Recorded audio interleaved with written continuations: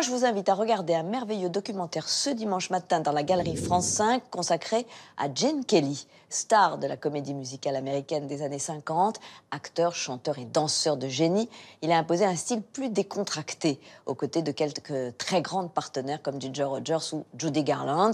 Parmi ses chefs-d'œuvre, bien sûr, Un Américain à Paris ou Chantons sous la pluie, l'histoire d'une légende du cinéma par Alexandra Roux. No matter what new musical styles are developed, there'll always be one that'll remain unchanged. That's the standby of the song and dance man.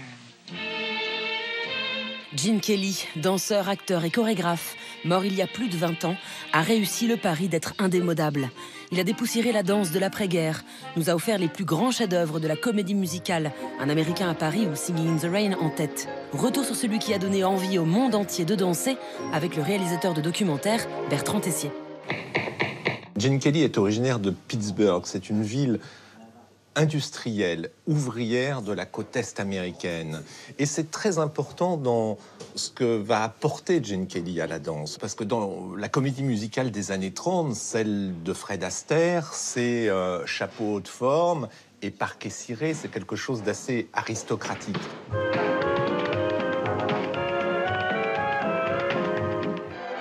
Digne héritier de Fred Astaire, Gene Kelly tombe la veste et les chaussures cirées.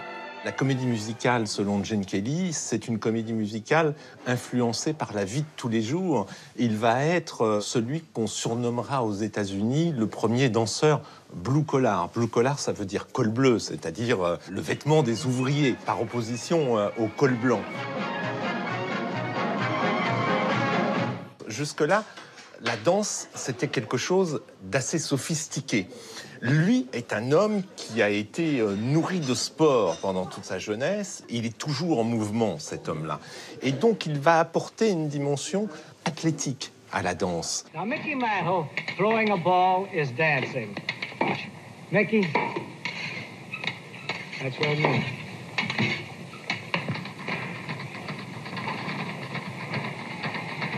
And so it becomes a dance. Ça va complètement changer la manière dont on voit la danse.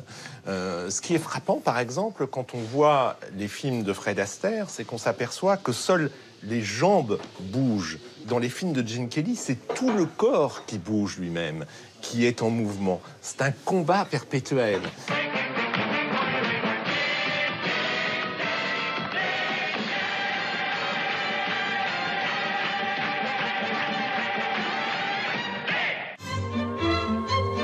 Danseur hors pair à Broadway, Gene Kelly tape dans l'œil des studios MGM et apprend le métier d'interprète sur grand écran.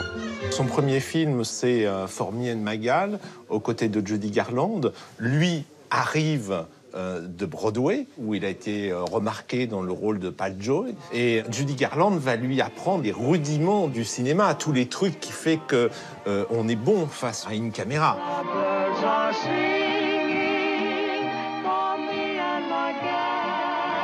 Il n'a de cesse tout au long de sa carrière que de vouloir faire exploser les barrières, les limites, les cadres. Quand on lui propose de tourner On the Town, qui se passe à New York où 3 marins débarquent, lui, sa première idée, c'est que le film doit être tourné à New York. Alors qu'à l'époque, ça ne se fait pas de tourner en extérieur. On tourne tout dans des studios. Il va vraiment se battre avec la MGM pour que des séquences soient tournées là-bas et pour donner de la vérité au film.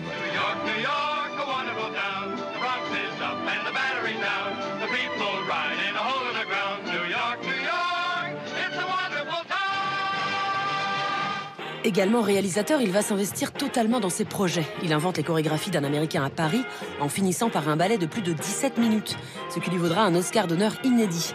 Puis réalise son chef-d'œuvre, Singing in the Rain, en ayant comme partenaire la pluie.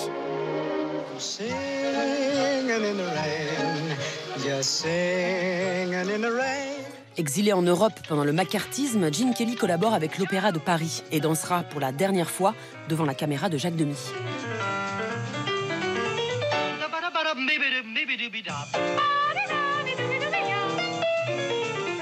Encore aujourd'hui, Gene Kelly demeure le symbole d'une époque.